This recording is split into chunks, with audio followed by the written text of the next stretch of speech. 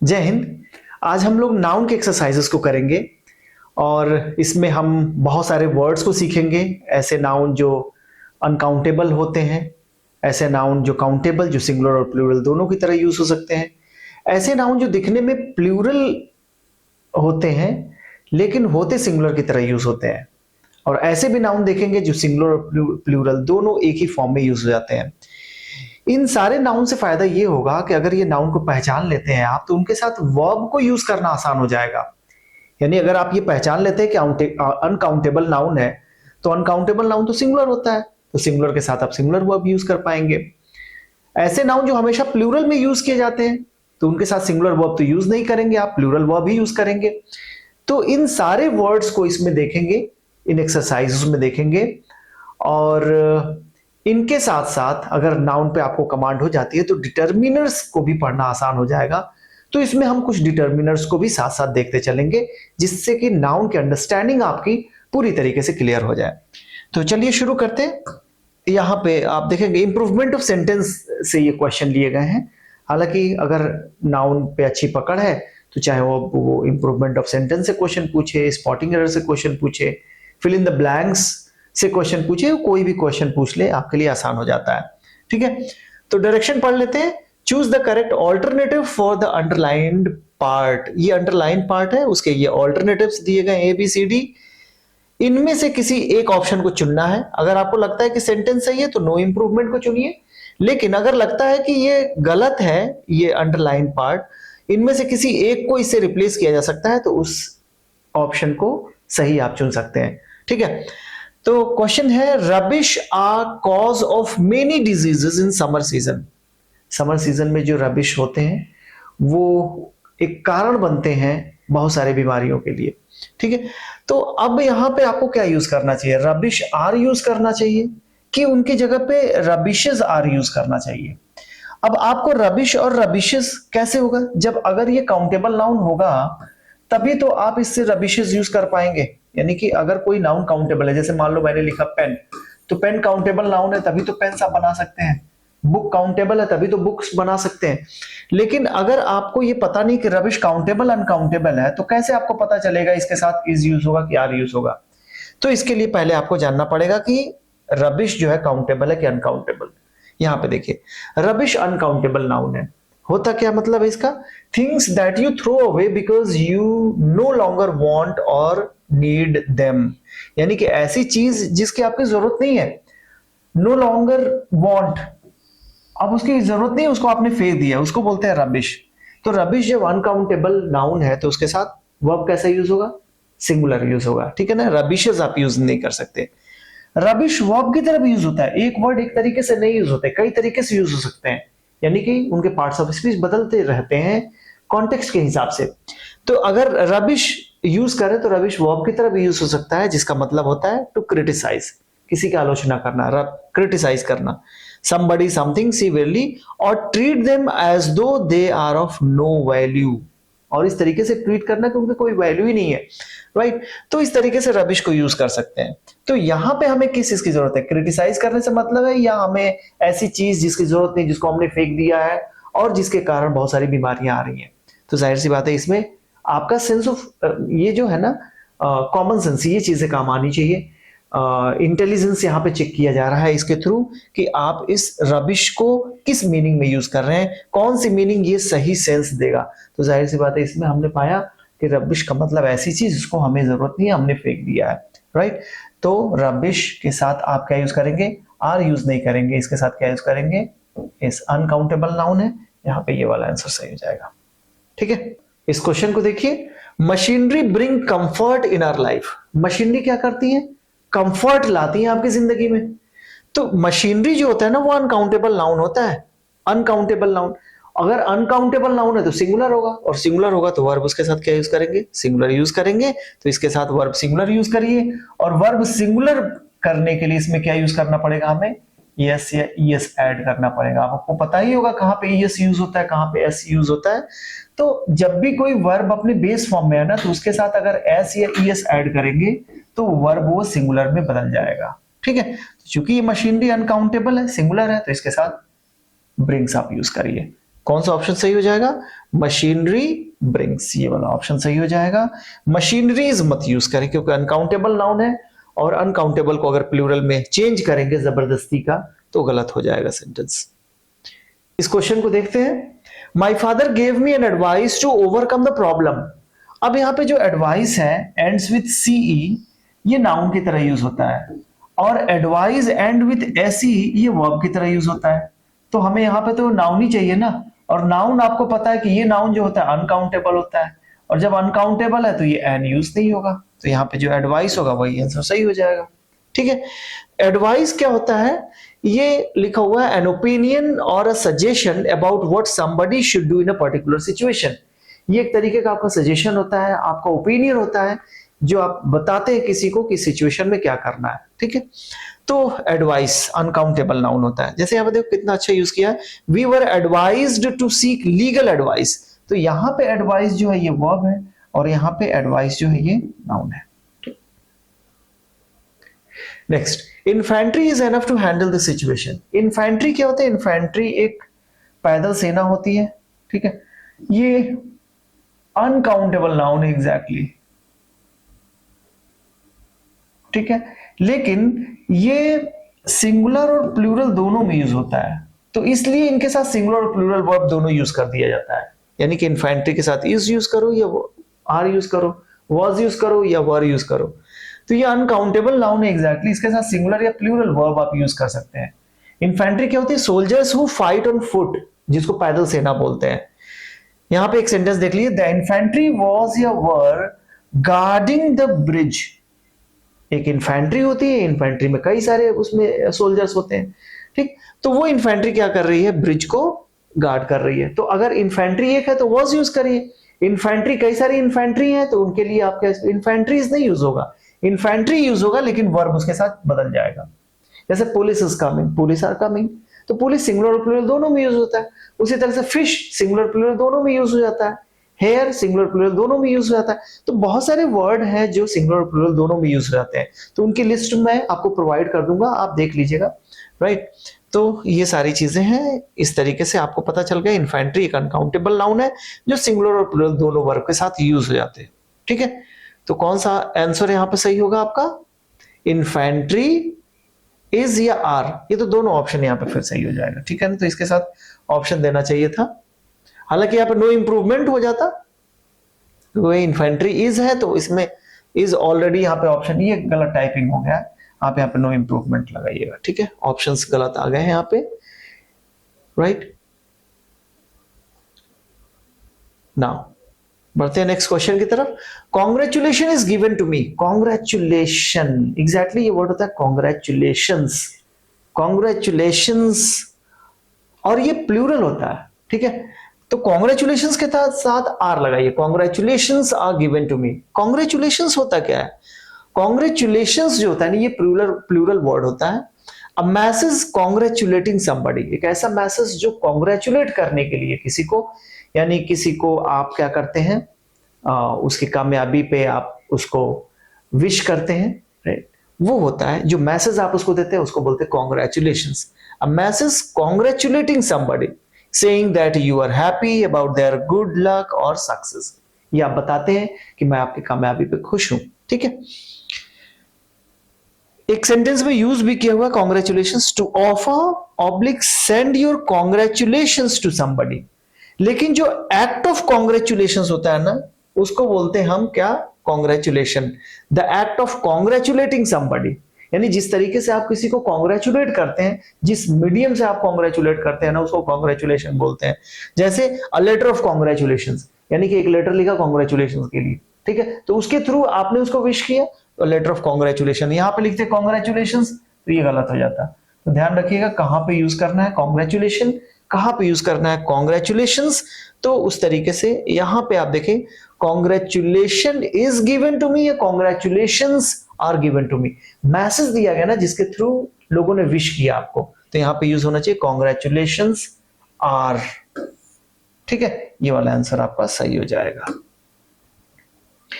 Next चलते हैं। Next question है हमारा, surrounding is responsible for our behaviour. देखिए यहां पर भी सराउंडिंग और सराउंडिंग्स सराउंडिंग जो है ना ये एडजेक्टिव होता है, और सराउंडिंग्स जो होता है वो नाउन होता है। हम अपने आसपास के सराउंडिंग्स की बात कर रहे हैं ना, इसका असर हमारे ऊपर पड़ता है, हमारे बिहेवियर के ऊपर पड़ता है। तो यहां पे यूज करिए सराउंडिंग्स। अब देखिए सराउंडिंग्स के बारे में थोड़ा सा जान जाए, ये प्लूरल वर्ड होता है। सराउंडिंग्स क्या होता है? एवरीथिंग दैट इज अराउंड और नियर समबडी समथिंग। आपके आसपास जो भी चीजें हैं, कोई पर्सन है, कोई थिंग्स है, तो उसके लिए हम वर्ड यूज करते हैं सराउंडिंग्स, और उनका असर पड़ता है। To work in pleasant surrounding, देखिए यहां पे to work in pleasant surroundings, यहां पे ऐसा होना चाहिए था। खैर, तो हम बात कर रहे हैं किसकी? ये बिहेवियर के लिए रिस्पॉन्सिबल क्या है? सराउंडिंग है कि सराउंडिंग्स है? सराउंडिंग्स है, तो यहां पे हम यूज करेंगे सराउंडिंग्स, और इसके साथ वर्ब यूज करेंगे आर, प्लूरल वर्ब यूज करेंगे। ठीक है, क्लियर है? नाउ सराउंडिंग एडजेक्टिव होता है, ये ओनली बिफोर नाउन, नाउन के पहले यूज होता है, ध्यान रखिएगा। तो जब भी वर्ड यूज करें आप सराउंडिंग, तो ये नाउन के पहले यूज करें। ठीक है, इसका मतलब क्या होता है? दैट इज नियर और अराउंड समथिंग, जो नजदीक हो, किसी के अराउंड हो। जैसे Oxford and the surrounding area, Oxford और उसके आसपास का जो एरिया होगा। तो यहां पे हम सराउंडिंग्स लिख देते तो गलत हो जाता। तो एडजेक्टिव की तरह यूज करना है, यानी कि नाउन को मॉडिफाई करने के लिए यूज करना हो आपको, तो सराउंडिंग यूज करिए, अदरवाइज आप क्या यूज करेंगे? सराउंडिंग्स। ठीक।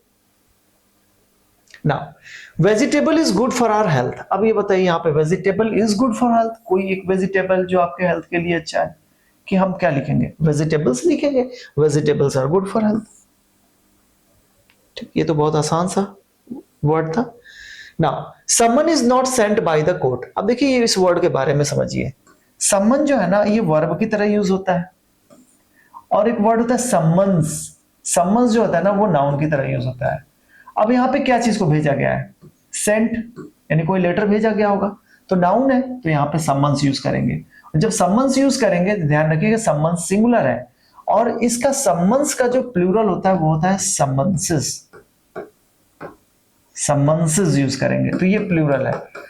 तो समन्स के बारे में बात कर रहे हैं हम, तो सिंगुलर है, समन्स इज यूज करिए। तो समन्स इज जो है ये हमारा सही आंसर हो जाएगा। यहां पे अक्सर गड़बड़ होता है।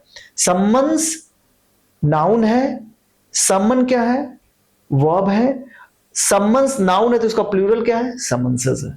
ठीक है, इस चीज को ध्यान रखिएगा। Question number 9, gymnastic is getting popular day by day in China. Gymnastic क्या है? गेम है। तो जिम्नास्टिक वर्ड नहीं है ये, एग्जैक्टली ये वर्ड है जिम्नास्टिक्स। ठीक है, और जिम्नास्टिक चूंकि गेम का एक नाम है, ठीक है, फिट रखने के लिए खेला जाता है। यहां पे आप क्या इसको, सॉरी, इस तो सही हो जाएगा, यहां पे इस तो सही होगा। तो यहां पे जिम्नास्टिक एग्जैक्टली कोई भी गेम का नाम हो, भले ही लास्ट में एस आए, वो सिंगुलर ही होता है। ठीक है, ऐसा नहीं किसी के नाम के लास्ट में एस आ जाए तो प्लूरल हो जाएगा, ऐसा नहीं है। जिम्नास्टिक्स, जिम्नास्टिक्स इज आप यूज करिए, ये वाला आंसर आपका सही हो जाएगा, सी। क्वेश्चन नंबर 10 देखते हैं। Ram was given 5 rupees by his mother. Ram was given how much? 5 rupees by his mother. ठीक तो है, 5 रुपीज ही लिखेंगे, 5 रुपी तो लिखेंगे नहीं, 5 रुपीज। अच्छा, अगर ऐसे होता Ram was given a 5 rupees note by his mother, तब ये गलत हो जाता। आपको अगर ऐसे लिखना है ना, 5 रुपीज नोट, अब ये गलत हो जाएगा। क्यों? क्योंकि ये जो नोट जो है ना, ये कितने रुपए का है? 5 रुपीज का है, 5 रुपीज, तो ये गलत हो जाएगा। क्यों? क्योंकि जब ये मॉडिफायर के रूप में काम करेगा, यानी कि जब ये इसको मॉडिफाई कर रहा है, तो ये प्लूरल में नहीं लिखा जाएगा, इसको सिंगुलर में ही लिखा जाएगा। तो लिखेंगे 5 रुपी नोट। ठीक है, अगर 1 है तो 1 5 रुपी नोट, अगर 2 है तो 2 5 रुपी नोट्स यहां पे यूज हो जाएगा, बस। ठीक है, चलिए इस तरह का क्वेश्चन आएंगे अभी। तो यहां पे क्या हो जाएगा? 5 रुपीज बाय हिज मदर, यहां पे सही है, नो इंप्रूवमेंट हो जाएगा आपका। Question number 11, there is 10 owl hovering in the sky. क्या कर रहे हैं? 10 आउल है जो होवर कर रहे हैं, मंडरा रहे हैं आसमान में। तो यहां पे जो सेंटेंस की शुरुआत हो रही है ना, देयर से हो रही है। हियर एंड देयर, ये एडवर्ब है, और इससे जब सेंटेंस की शुरुआत होती है ना, तो जो सब्जेक्ट हमारा होता है वो वर्ब के बाद चला जाता है। इन्वर्जन आपने पढ़ा होगा। जब यहाँ पे 10 है तो यहाँ पे आउल्स होंगे, और जब 10 आउल्स हो जाएंगे तो यहाँ पे इज नहीं क्या हो जाएगा, आर हो जाएगा। तो सेंटेंस क्या होगा, there are 10 owls hovering in the sky. तो यहाँ पे 10 आउल्स, यहाँ पे बी वाला ऑप्शन सही हो जाएगा आपका। ठीक है, आई होप ये सारे क्वेश्चन सही हो रहे होंगे। नेक्स्ट क्वेश्चन पे चलते हैं। The old man bought 5 dozen banana. 5 dozen banana. देखो अब यहां पे ओल्ड मैन ने खरीदा, क्या खरीदा, बनाना खरीदा। कितना खरीदा, 5 डजन खरीदा। तो 5 डजन तो सिंगुलर होता नहीं है, जब 5 डजन सिंगुलर नहीं होता तो यहां पे बनाना यूज करिए। ठीक है, 5 डजन्स मत यूज करिए क्योंकि वो मॉडिफायर के रूप में यूज हो रहा है, उसको मॉडिफाई कर रहा है। या डिटर्मिनर आप कह सकते हो, तो डिटर्मिनर प्लूरल में यूज होगा ही नहीं। ठीक है, तो इसलिए आप डजन्स नहीं लिखेंगे। दूसरी चीज, चूंकि नाउन है तो नाउन के लिए आप यहां पे जो यूज कर रहे हैं नंबर्स को प्लूरल में यूज कर रहे हैं, तो यहां पे बनानास हो जाएगा। 5 डजन्स बनाना, 5 डजन बनानास, ये वाला सही हो जाएगा। 5 डजन्स बनाना ये नहीं यूज होगा, 5 डजन्स बनानास ये भी नहीं होगा। नो इंप्रूवमेंट तो होगा नहीं, ए वाला आंसर सही हो जाएगा आपका। ठीक है, नेक्स्ट क्वेश्चन है 200 student gathered in the playground. कितने स्टूडेंट, 200। तो 200 तो सिंगुलर होता नहीं है, जब 200 सिंगुलर नहीं होता तो इसको प्लूरल करिए। 200 स्टूडेंट्स, 200 स्टूडेंट्स नहीं करेंगे। अभी फिर मैंने बताया कि नाउन को मॉडिफाई करने के लिए जब अगर मॉडिफायर यूज कर रहे हैं आप, तो उसको प्लूरल में नहीं लिखेंगे। ठीक है, इसी तरीके से अगर कोई नाउन को मॉडिफाई कर रहा है ना, तो भी वो प्लूरल में नहीं लिखा जाता, क्योंकि वो अब नाउन मॉडिफायर के रूप में काम कर रहा है। जैसे अगर मैं लिखूं आई स्पेशलिस्ट, स्पेशलिस्ट, कि मैं आईज स्पेशलिस्ट लिखूं, यहां पे एस लगा दूं, बताओ, आई स्पेशलिस्ट होगा ना, आईज तो होगा नहीं। क्यों, क्योंकि आई जो है ना ये स्पेशलिस्ट के लिए मॉडिफायर का काम कर रहा है, और अगर मॉडिफायर के रूप में काम कर रहा है तो इसको प्लूरल में होना नहीं चाहिए।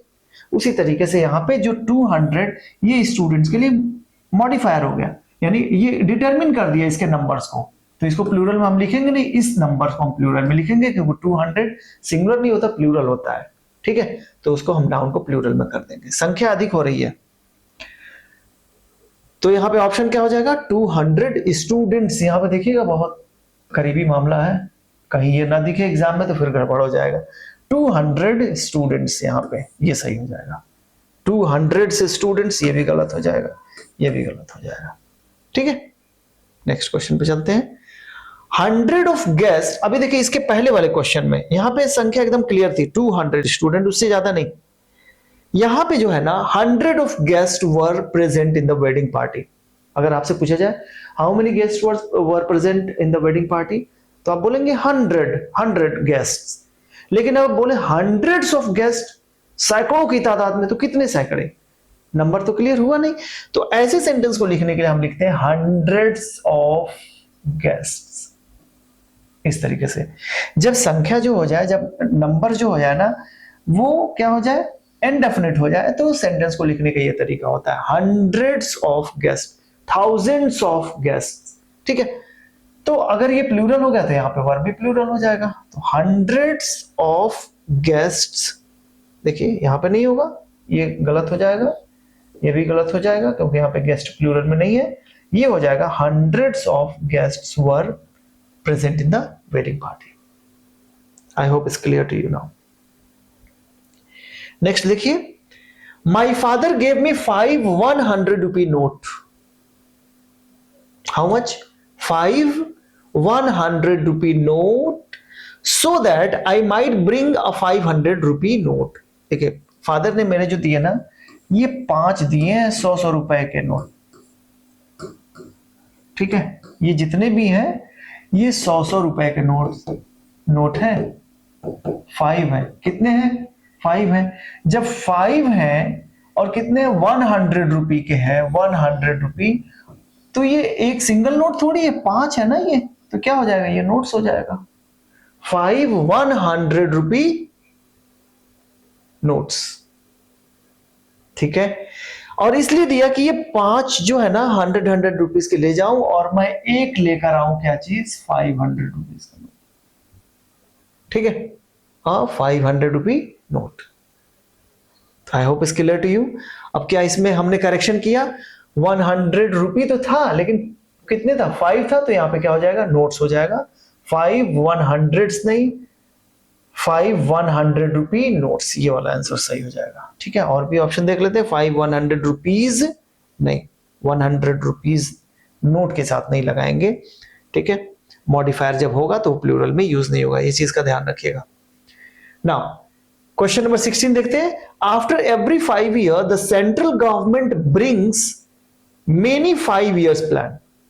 इस तरह क्वेश्चन बहुत पूछे जाते हैं, इसमें गड़बड़ होने की जरूरत नहीं है। मेनी 5 ईयर्स प्लान, मेनी तो ठीक है, चलो ठीक है, मेनी के साथ प्लान तो यूज नहीं होगा, प्लान यूज होगा। और यहां पे क्या कर रहा है, 5 ईयर्स। अब जब प्लान को मॉडिफाई कर रहा है तो यहां पे ईयर होना चाहिए। Many 5 year plans, many 5 year plans, ये वाला आंसर सही हो जाएगा। ठीक है, क्लियर है ना?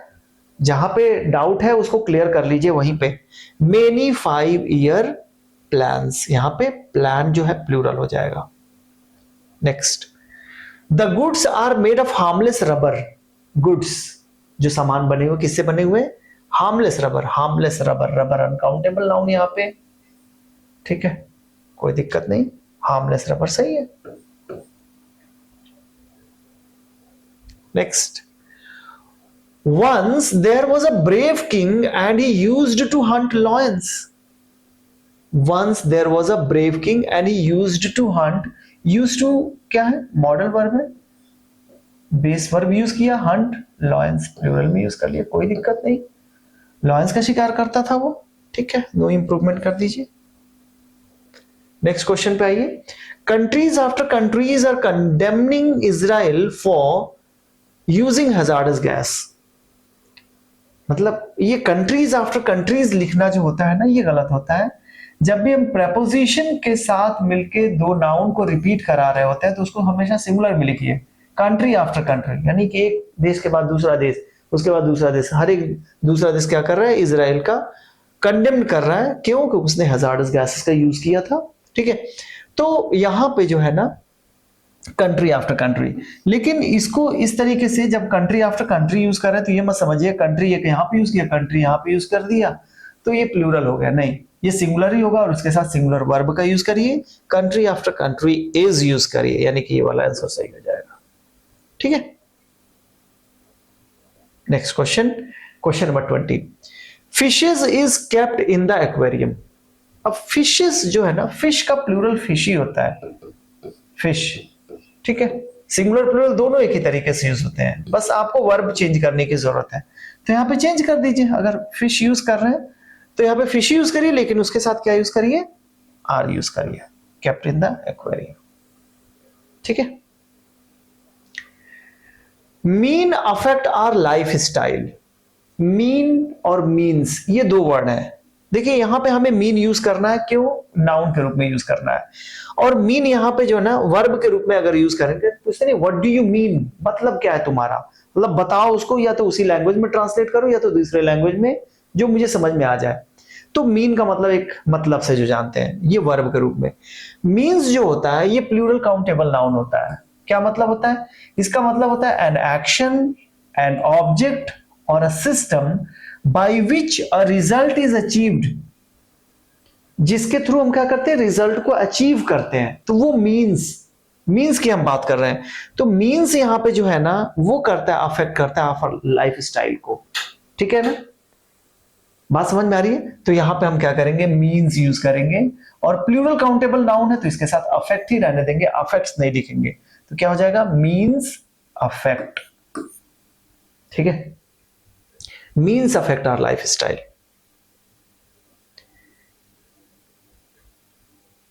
नेक्स्ट क्वेश्चन है, the players are taking rest after an inning. देखिए जो क्रिकेट में फर्स्ट इनिंग्स बोली जाती है, first innings, second innings. Innings क्या होता है, जितने ड्यूरेशन तक एक टीम जो खेलती है ना उसको इनिंग्स बोलते हैं, फर्स्ट इनिंग्स, सेकेंड इनिंग्स। तो यहां पे इनिंग्स यूज करिए, यहां पे इनिंग की जगह इनिंग्स यूज करिए, सही हो जाएगा। एंड इनिंग्स ये वाला। ठीक है, next, my grandmother's hair is grey. Hair का प्लूरल हेयर्स नहीं होता, हेयर ही हम यूज करते हैं। My grandmother's hair is grey या my grandmother's hair are grey. तो यहां पे हेयर के साथ आर यूज करेंगे, प्लूरल यूज कर रहे हैं, ठीक है।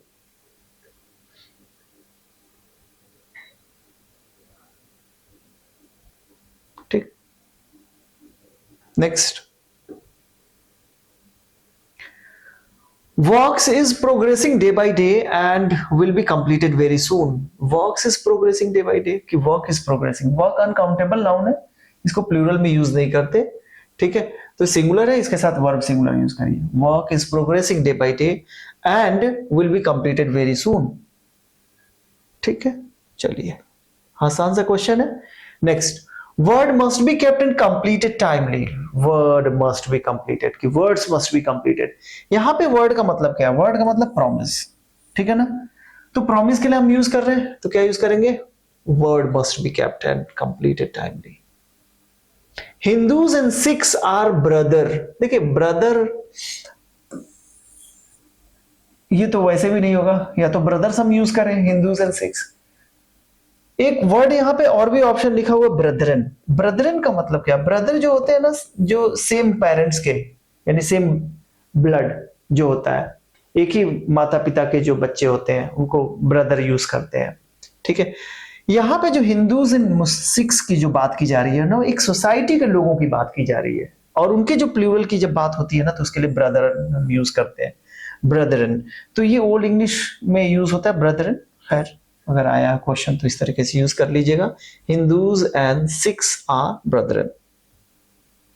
Next, I reached in the party late by 2.5 hour. यहाँ पे फ्रैक्शन की बात हो रही है। अगर यहाँ पे 2 है तो आर हो नहीं सकता, आर सी होगा, और उसके साथ हमने और भी ऐड कर दिया एंड हाफ, ठीक है। तो 2.5 आवर्स का यूज करेंगे, ठीक है। तो 2.5 आवर्स, इस तरीके से फ्रैक्शन जब भी आए ऐसे ही लिखा करिए, 2.5, 3.5, 4.5, ठीक। Next, in fixed deposit your amount will grow 2.5 time. जब 2 है, 2 टाइम्स की हम बात करेंगे ना, 2 गुना बढ़ रहा है, 3 गुना बढ़ रहा है, 1 होता तो 1 टाइम, 2 है तो 2 टाइम्स यूज करिए। 2.5 टाइम्स इन 10 ईयर्स। 10 साल में कितना बढ़ जाता है? 2.5 गुना बढ़ जाता है। सो 2.5 टाइम्स यूज करिए यहां पे, ये वाला आंसर सही होगा। इस क्वेश्चन को देखते हैं। Put these books in proper orders. Proper order होता है, प्रॉपर ऑर्डर्स नहीं होता। ऑर्डर का मतलब एक अरेंजमेंट में, ठीक है। तो इसलिए यहां पे जो होगा ये आंसर सही हो जाएगा। नेक्स्ट क्वेश्चन देखिए, question number 30। There is no grounds behind it. There is no grounds behind it. यहां पे ग्राउंड्स का मतलब क्या है? ग्राउंड्स का मतलब यहां पे है गुड रीजन, ठीक है। जब गुड रीजन से मतलब हो ना, तो वहां पे यूज करते हैं grounds. There is no grounds behind it. कि ग्राउंड तो एक हार्ड सरफेस होता है, ऊपरी लेयर जो होता है अर्थ का, उसके लिए हम ग्राउंड यूज करते हैं। यहां पे ग्राउंड्स है, is no grounds. No grounds का मतलब no good reason behind it. There is no grounds behind it. तो इसमें कोई इंप्रूवमेंट की जरूरत नहीं है, सेंटेंस सही है, राइट। तो इस तरीके से हमने पूरे नाउन के एक्सरसाइज को, खासतौर से अलग अलग वर्ड्स को हम लोगों ने, काउंटेबल, अनकाउंटेबल, ठीक है, ऐसे नाउन जो हमेशा प्लूरल यूज होते हैं, उसके साथ साथ डिटर्मिनर्स को भी हमने बहुत अच्छे तरीके से देखा और सीखा, राइट। सो आपकी जिम्मेदारी अब क्या बनती है? Keep revising, keep learning and keep sharing to your friends. Thank you.